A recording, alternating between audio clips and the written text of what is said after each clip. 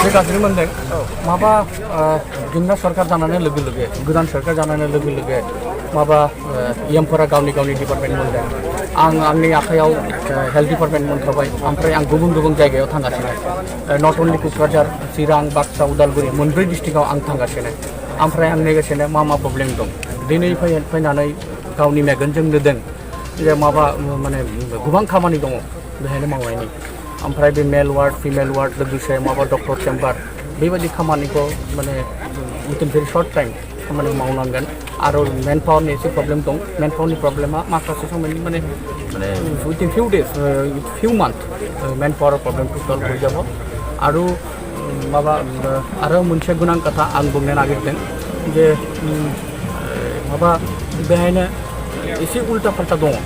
एसे उल्टा फाल्टा दङ बे उल्टा फाल्टाखौ भेरि सुन क्लियार खालामनांगोन गावनि माने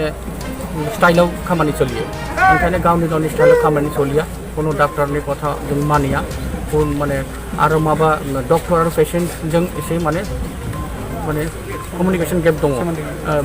गोबां पेशेन्ट ओरैबायदि दं जे माबा गिदिर आशा लानानै डक्टरनाव फैयो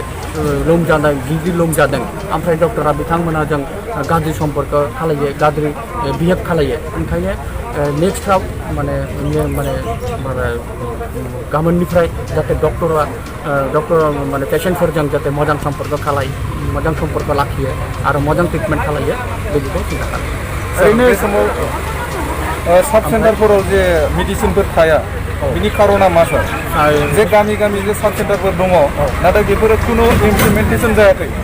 मेडिसिन मोनसेबो मोननो थाङा ओरैबायदि गोबां साब सेन्टार दं बिटिनि गेजेराव गोबां साब सेन्टार दं ओमफ्राय डिसपेन्सारि दङ खिन्थु साब सेन्टार बादि नङा गामियाव जों थाङोबा साब सेन्टार मोनो खिन्थु साब सेन्टार कुनु रावबो गैया डक्टरबो गैया नार्सबो गैया ओरैनो बिल्डिं दङ मा जादों मानोना कन्ट्रेक्टरफोरा गावनि स्टाइलाव साब सेन्टार बेहायनो साब सेन्टार नांगौ इस्टिमेट सेंसन खालामबाय जाबाय खिन्थु डक्टर थागोन ना थाया गाबोन थागोन ना थाया बिदिखौ खिन्थु जों सिन्था खालाया ओंखायनो जेसेबां साब सेन्टार दङ